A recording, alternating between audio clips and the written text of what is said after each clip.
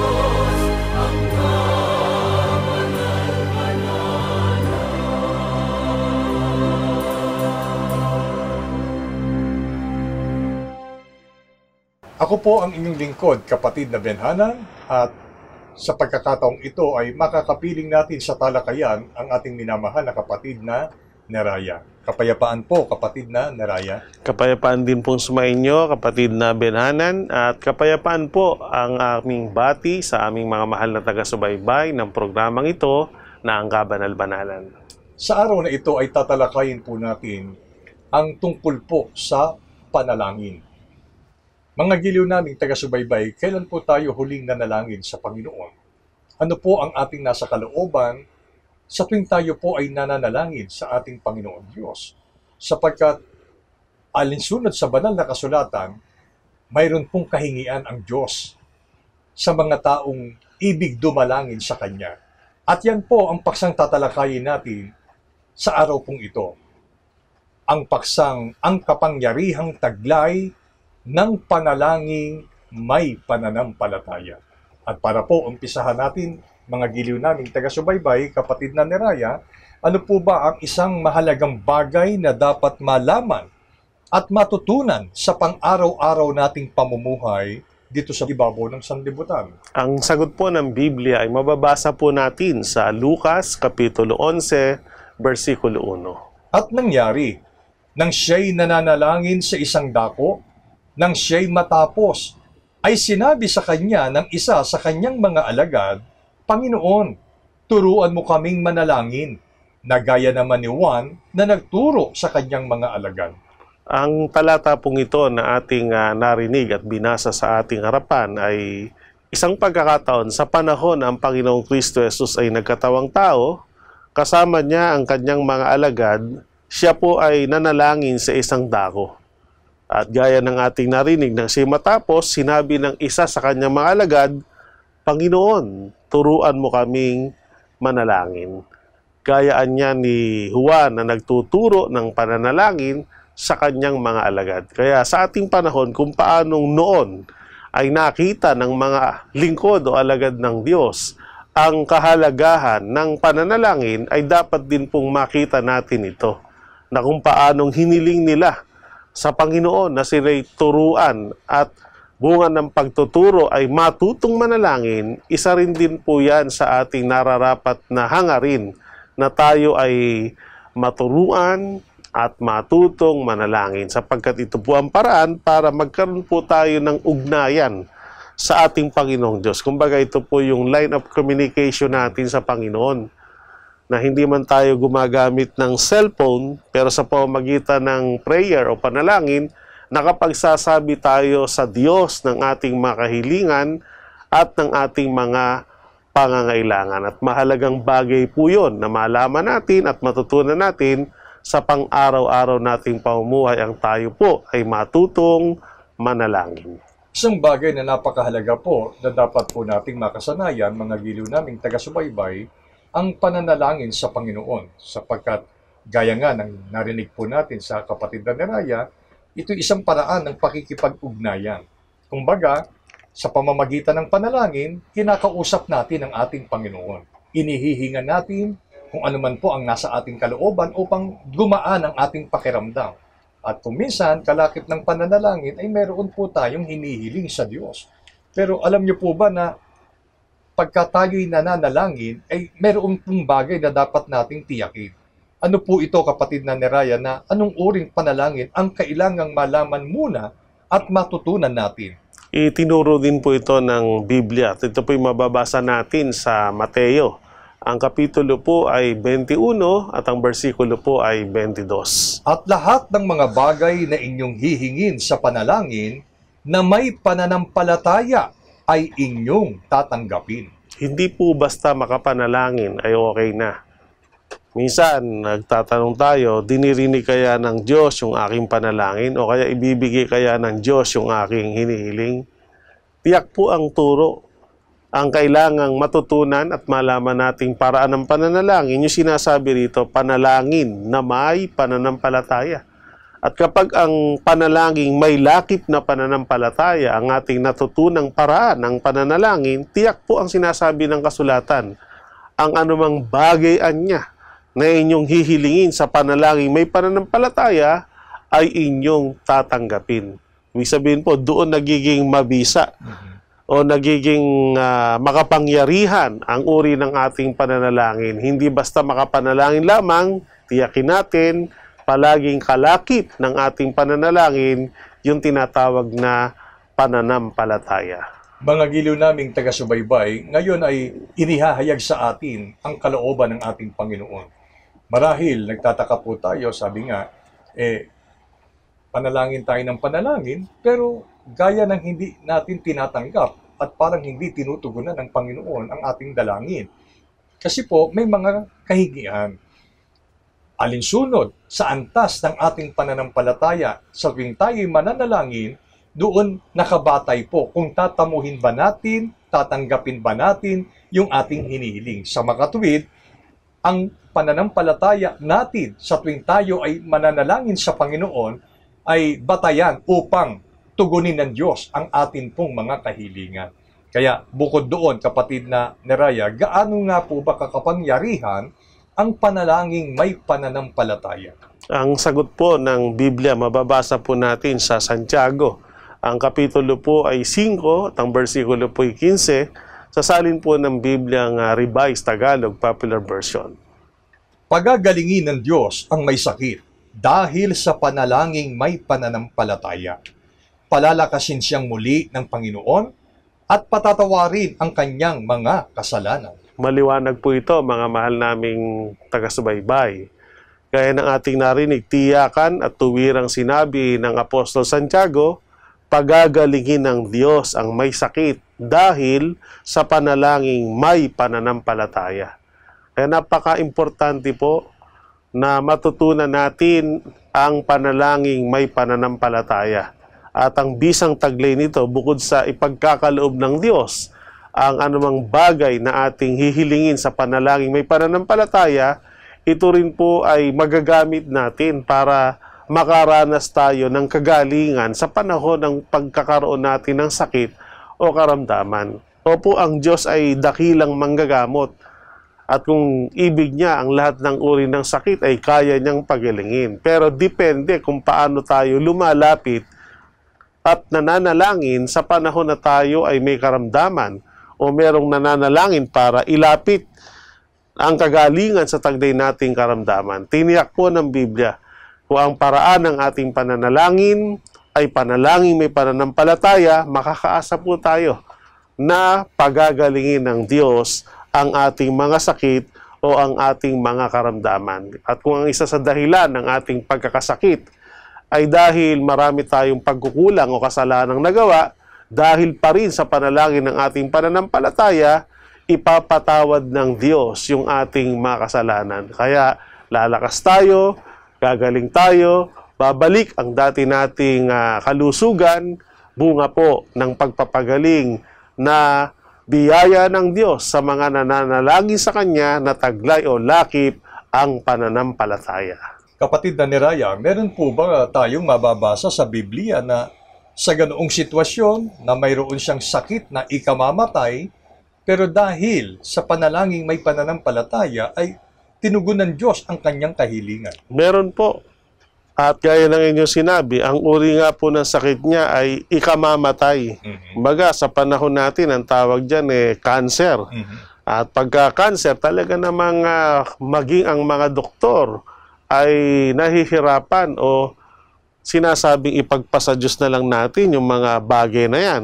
At ang isang halimbawa na gumamit ng panalangin may pananampalataya dahil doon ay nakaranas ng kagalingan ang isa po sa naging hari sa Israel, ang haring si Ezekias. Basahin po natin ang naging pangyayari o kaganapan. Mababasa po natin ito sa Ikalawang Hari, Kapitulo 20, versikulo 1 hanggang sa isasalin ng Biblia ang bagong ang Biblia. Nang mga araw na yon, nagkasakit si Hezekias at malapit nang mamatay.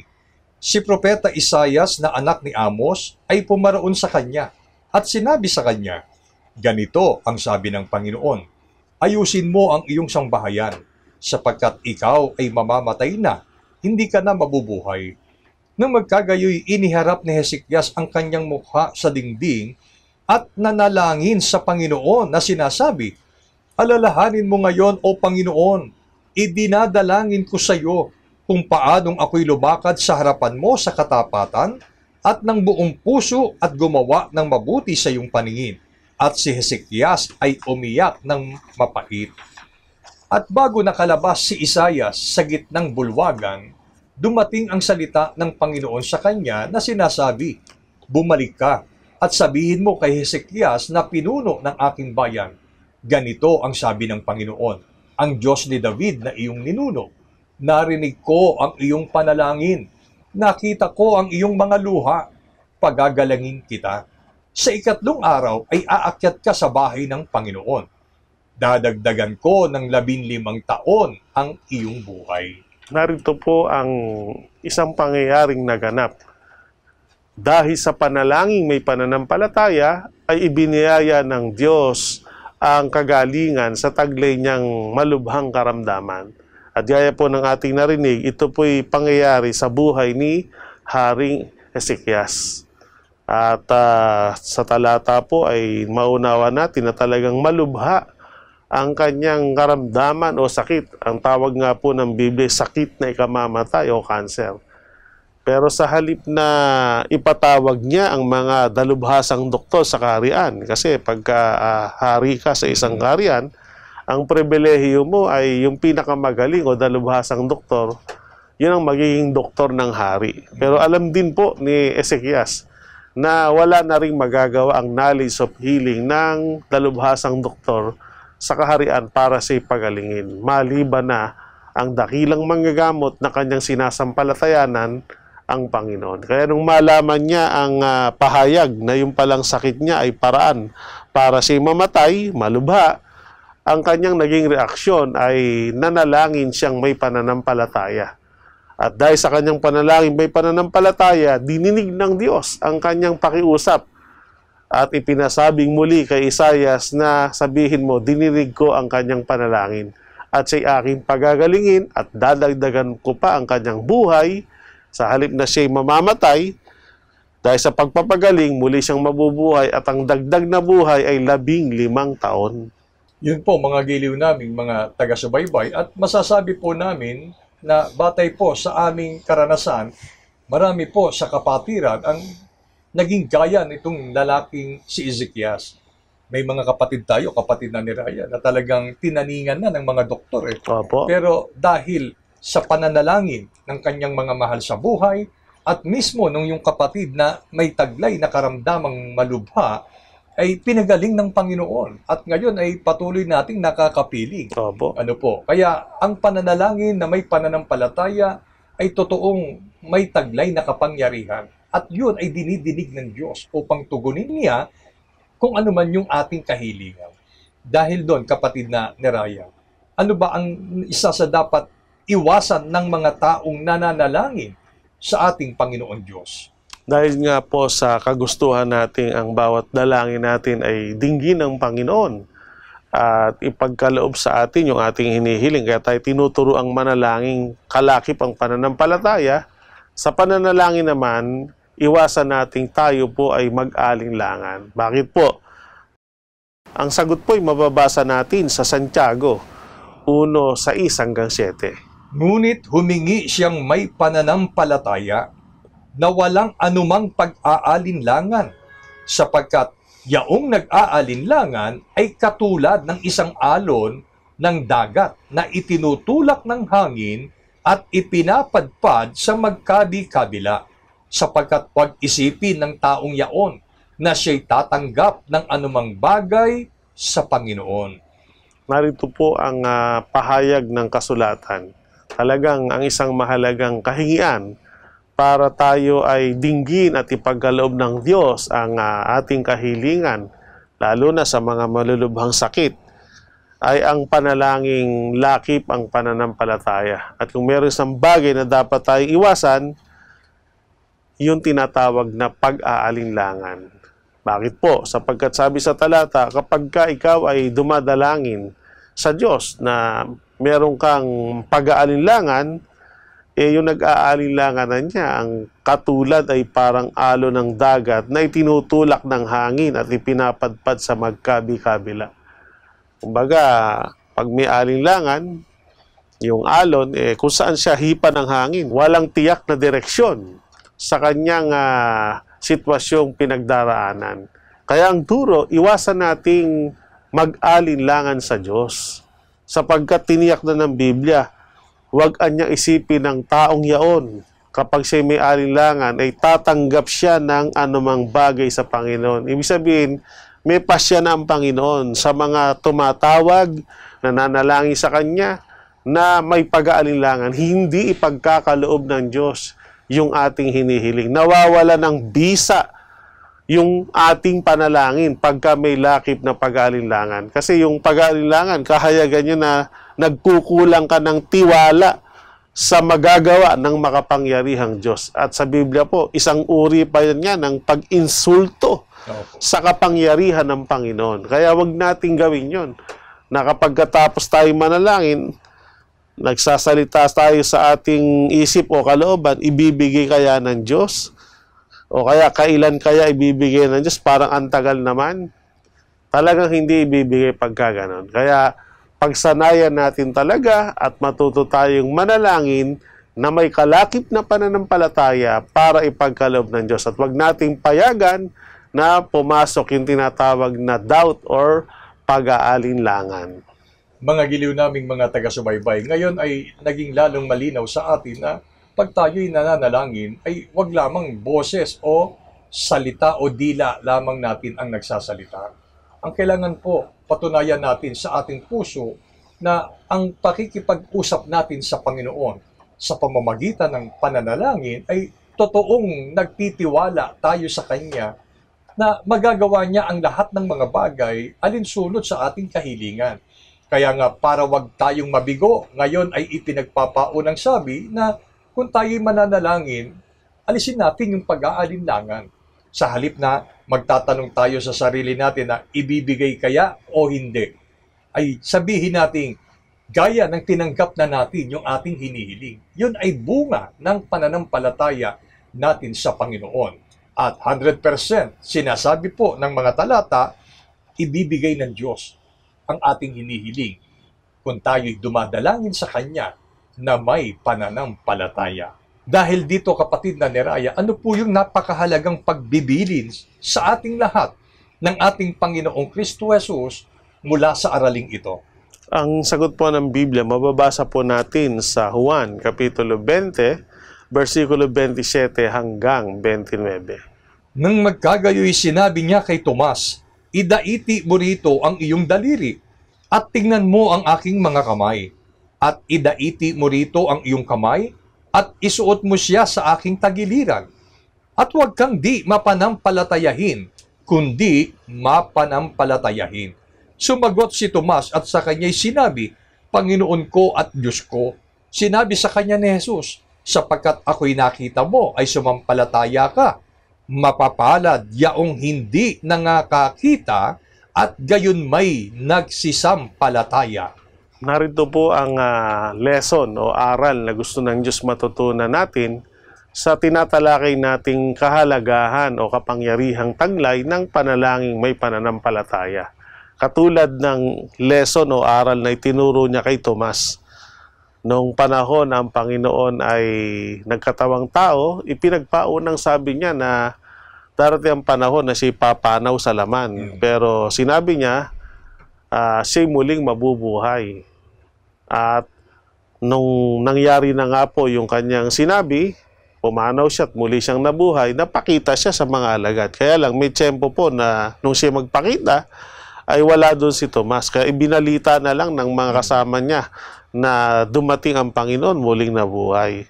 Ang sabi ni Tomas, malibang maidaiti ko ang aking daliri sa tagiliran ng Panginoon at sa butas ng kanyang mga kamay, saka lang siya maniniwala o sumasampalataya.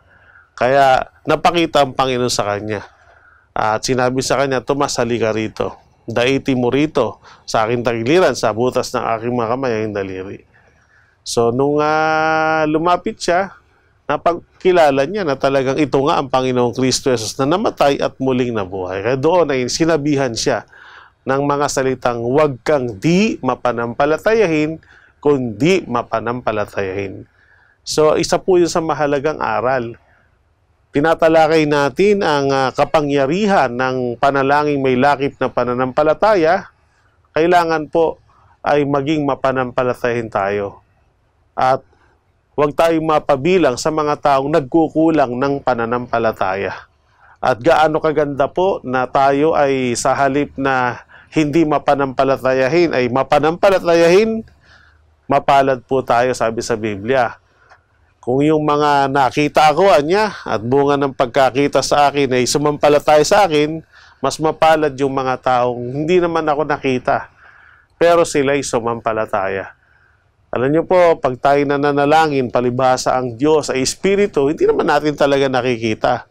Pero dahil sa ating pagsampalataya, kaya tayo lumalapit at dumudulog sa Panginoon at ginagawa natin sa pananampalataya yung ating panalangin, mas lalo tayong mapalad. Yan ang sabi ng ating Panginoon. So dinadala po tayo sa isang mapalad na kalagayan na bagamat ang Diyos ay Espiritu, hindi nakikita, pero sa bisa ng panalangin may pananampalataya, nahayag yung ating lubos na pagtitiwala sa kapangyarihan ng Diyos na ating sinasampalatayanan. At ito po yung magdadala sa atin para lalo nating maranasan ang biyaya ng Diyos na kagalingan sa taglay nating karamdaman.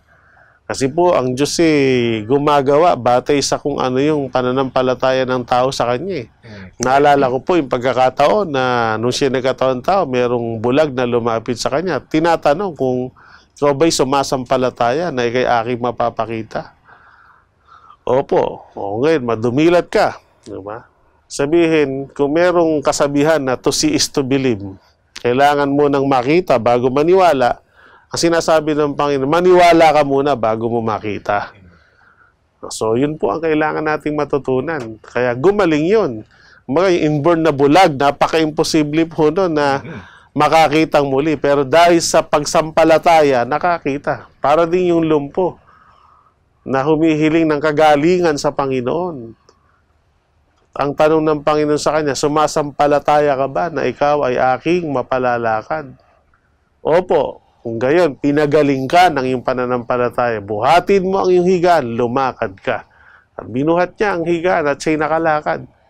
Kaya batay sa ating pananampalataya, ay gagawa ang Diyos sa atin. Kaya kung parang tinatawag nga na himala yung inborn na lumpo na makalakad, parang imposible na yun talaga. Himala ang tawag doon. Yung imposible sa kaisipan at kakayanan ng tao, pero posible sa Panginoon.